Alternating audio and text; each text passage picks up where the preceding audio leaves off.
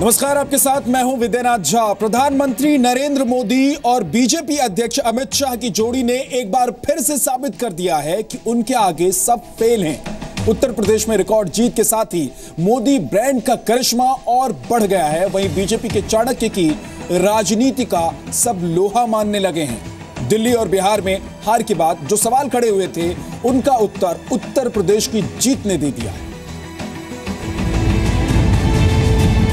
सबसे लोकप्रिय नेता बनकर श्री नरेंद्र मोदी आज देश के सामने उभरे हैं।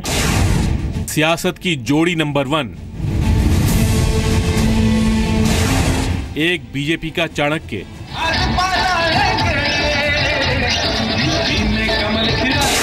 तो दूसरा देश का सबसे कद्दावर नेता। चल गया मोदी और अमित शाह की जोड़ी का जादू।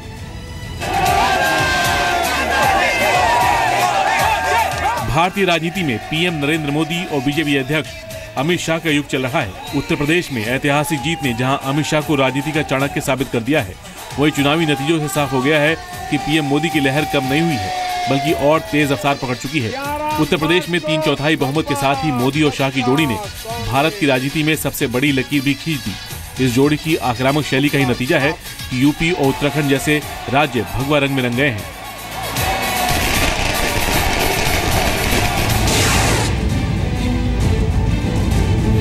अब तक उत्तर प्रदेश में 17 विधानसभा चुनाव हुए हैं, जिनमें सिर्फ चौथी बार ऐसा मौका है जब किसी पार्टी को 300 से ज्यादा सीटें मिली हों। पिछली बार 1980 में कांग्रेस ने उत्तर प्रदेश में 300 से ज्यादा सीटें जीती थी और अब 37 सालों बाद बीजेपी ने उत्तर प्रदेश में 325 सीटें जीती हैं। जाहिर है प्रधानमंत्री नरेंद्र मोदी और अमित शाह के लिए इस जीत के बड़े मायने हैं। खुद अमित शाह इस जीत का क्रेडिट पीएम मोदी को देते हैं। उत्तर प्रदेश और उत्तराखंड में भारतीय जनता पार्टी को लगभग 3/4 बहुमत, अप्रत्याशित बहुमत मिला है। ये मैं मानता हूं कि आज़ादी के बाद का सबसे बड़ा विजय है। ये जीत जो है वो सबसे पहले तो इन राज्यों की जनता की जीत है, इनकी दृढ़ इच्छा शक्ति की जीत है। मगर मैं भारतीय जनता पार्टी की ओर से कहना चाहता हूं कि श्री नरेंद्र मोदी के नेतृत्व की जीत है, मेरी पार्टी के करोड़ों कार्यकर्ताओं के परिश्रम की जीत है। चुनावों ने पीएम मोदी के नोटबंदी और सर्जिकल स्ट्राइक जैसे सख्त फैसलों पर मुहर लगा दी। सरकार का कामकाज है, इस पर ये 5 राज्यों की जनता ने मुहर लगाई है। डिमोनेटाइजेशन, उज्ज्वला योजना, जनधन योजना, शौचालयों का निर्माण और गांव में बिजली पहुंचाना, बहुत छोटे दिखने वाले कामों ने जनता में नरेंद्र मोदी के प्रति एक गहरी आस्था का निर्माण किया है।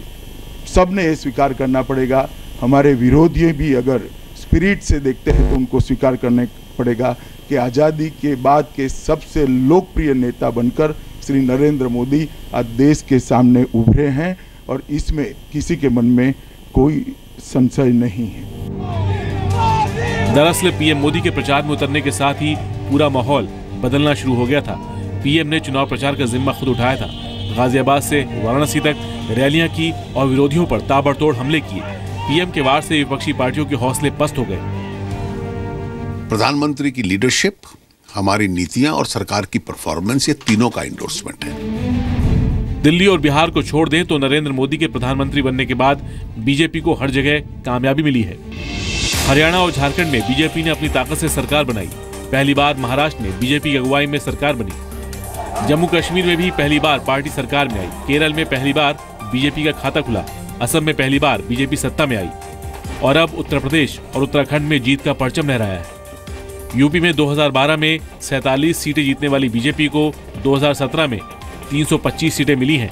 यानी पिछले 5 साल के दौरान राज्य में बीजेपी की सीट करीब 7 गुना बढ़ गई है। उत्तर प्रदेश की जीत होना अपने आप में बड़ी चीज है, लेकिन इतनी बड़ी चीज जीत होना, मुझे लगता है कि ये एक नया आयाम राजनीति के अंदर कायम हुआ है। नरेंद्र मोदी की सियासी ब्रांडिंग अब ऐसे मुकाम पर है जहां तक पहुंचना दूसरों के लिए फिलहाल मुश्किल नहीं, नामुमकिन नजर आ रहा है। ब्यूरो रिपोर्ट, जी मीडिया।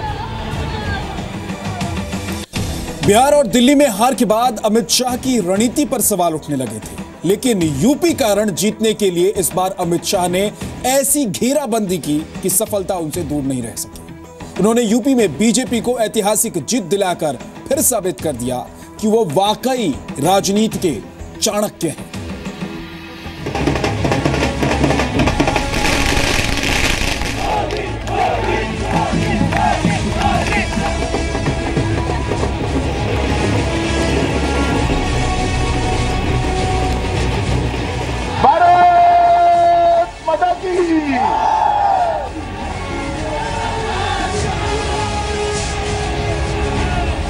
उत्तर प्रदेश का विकास भारतीय जनता पार्टी की नरेंद्र मोदी के नेतृत्व वाली सरकार कर सकती है। बीजेपी अध्यक्ष अमित शाह ने उत्तर प्रदेश के चुनाव में जो रणनीति बनाई वो लाजवाब साबित हुई। यूपी चुनाव में बीजेपी की प्रचंड जीत में जितना योगदान ब्रांड मोदी का है, करीब करीब उतना ही रोल अमित शाह की रणनीति का भी है।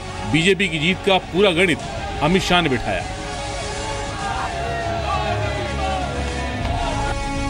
अमित शाह ने बूथ मैनेजमेंट, संगठन मजबूत करने से लेकर सोशल इंजीनियरिंग का काम बेहतरीन तरीके से किया। बीजेपी अध्यक्ष ने पिछड़े, सवर्णों और दलित वोटों को कैच करने का पूरा प्लान बनाया।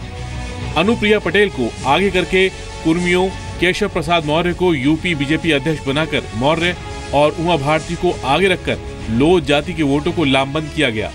बीजेपी के फायर ब्रांड नेताओं को आगे रखकर बहुसंख्यक वोटों का ध्रुवीकरण किया गया। चुनाव की घोषणा के बाद अमित शाह ने संगठन स्तर पर सबको पहले एकजुट किया। पार्टी के एक एक कार्यकर्ता को गांव स्तर पर काम करने को कहा गया। खुद अमित शाह ने यूपी में धुआंधार रैलियां की और विरोधियों पर निशाना साधा।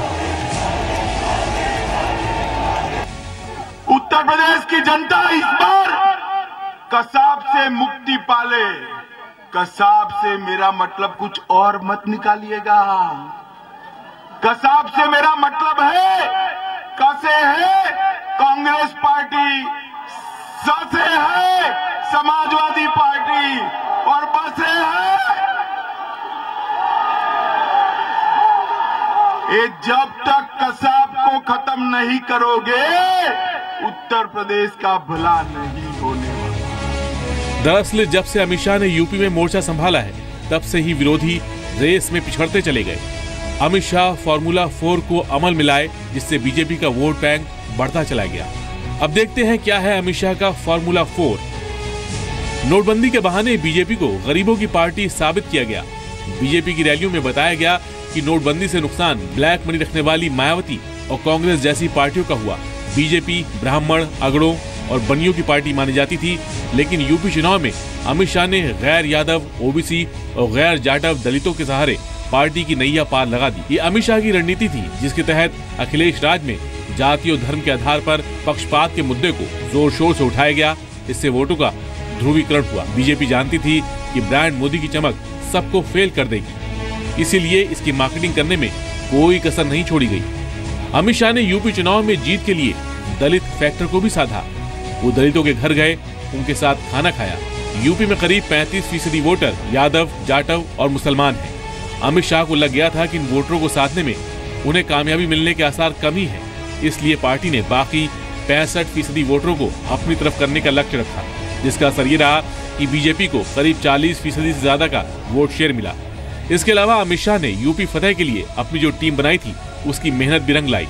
उत्तर प्रदेश के संगठन महामंत्री सुनील बंसल, यूपी बीजेपी के प्रभारी ओम माथुर जैसे लोगों ने पर्दे के पीछे रहकर काम किया और अमित शाह की रणनीति को अमली जामा पहनाया।